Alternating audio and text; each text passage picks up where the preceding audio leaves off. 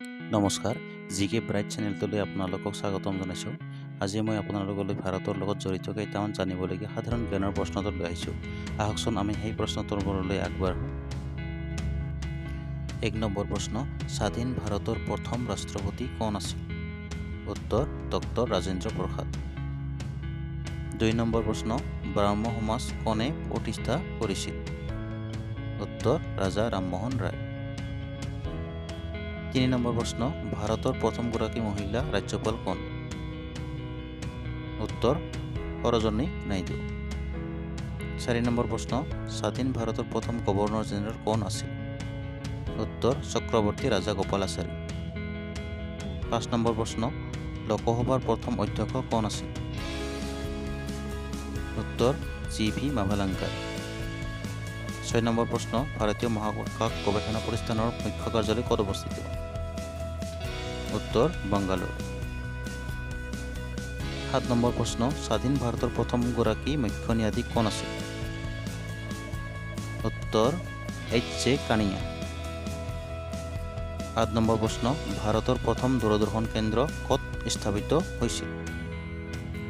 উত্তৰ দিল্লী। ৯ নম্বৰ প্ৰশ্ন, জালিয়ানৱালাবাগৰ হত্যাকাণ্ড ক'ত হৈছিল? উত্তৰ পঞ্জাৱৰ অমৃতসৰত। ১০ নম্বৰ প্ৰশ্ন, পুৰণি কালত দিল্লীক কি নামেৰে জনা গৈছিল? উত্তৰ ইন্দ্ৰপ্ৰস্থ। ১১ নম্বৰ প্ৰশ্ন, ভাৰতৰ নেপোলিয়ন বুলি ক'লে কাক জনা যায়? উত্তৰ সমুদ্ৰগুপ্ত। ১২ নম্বৰ প্ৰশ্ন, কোনগৰাকী মোগল সম্ৰাটে আগ্ৰাৰ পৰা দিল্লীলৈ ৰাজধানী স্থানান্তৰিত কৰিছিল? উত্তৰ ঔৰংজেব। ১৩ নম্বৰ প্ৰশ্ন, নেতাজী সুভাষ চন্দ্ৰ বসুৰ জন্মদিনটো কোন তাৰিখে পালন কৰা হয়? উত্তৰ ২৩ জানুৱাৰী। ১৪ নম্বৰ প্ৰশ্ন, কিমান চনত বংগ বিভাজন হৈছিল? উত্তৰ ১৯০৫ চনত। ১৫ নম্বৰ প্ৰশ্ন, ৰামচৰিতমানস কোনে ৰচনা কৰিছিল? উত্তৰ তুলসীদাস। ১৬ নম্বৰ প্ৰশ্ন, কোনগৰাকী মোগল সম্ৰাটে তাজমহল নিৰ্মাণ কৰিছিল? উত্তৰ শ্বাহজাহান।